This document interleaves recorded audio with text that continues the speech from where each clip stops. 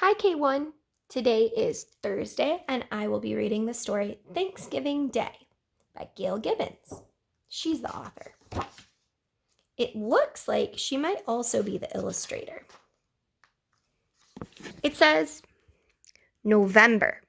Thanksgiving is celebrated on the fourth Thursday of November. Thanksgiving reminds people of the Pilgrims many years ago. The Pilgrims wanted to worship God in their own way, which they were not allowed to do. They left their homes in England and sailed across the ocean to the New World in a ship called the Mayflower. The voyage was difficult and stormy. The Mayflower was very crowded too, and many of the pilgrims became sick.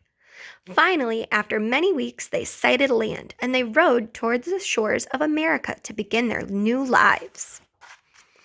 They began building homes, and then the cold winter came. The pilgrims had little food to eat, and some of them died. Spring finally arrived, and friendly Native Americans showed the pilgrims how to plant corns, beans, and pumpkins. The pilgrims learned how to hunt better, too. Notice that the Native Americans were doing archery, which is the act of using a bow and arrow instead of guns.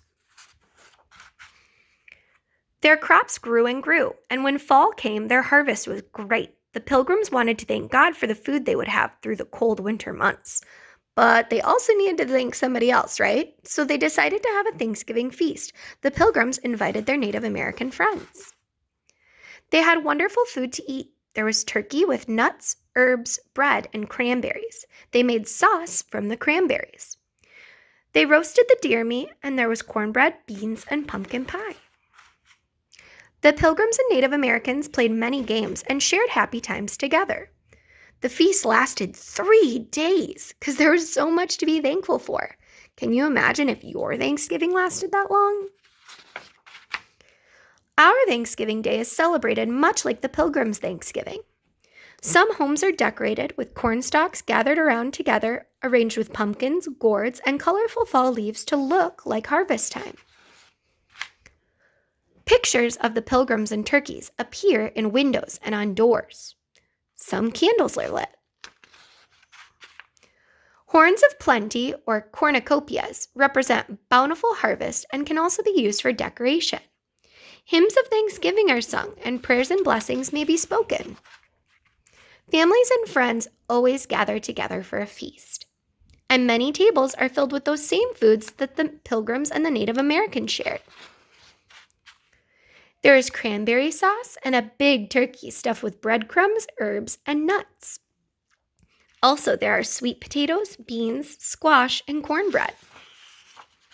Sometimes there's tasty pumpkin pie for dessert. And games are played. There are grand parades to watch on TV, and people ride on floats, and there is music. On Thanksgiving Day, there is much to be thankful for. I hope you've been thinking about things that you're thankful for. Also, notice how these books all say different types of Thanksgiving foods. Talk about it with your parents. Which ones have you tried before? Which ones are part of your Thanksgiving traditions? Go ahead and do your write-up and have a great day.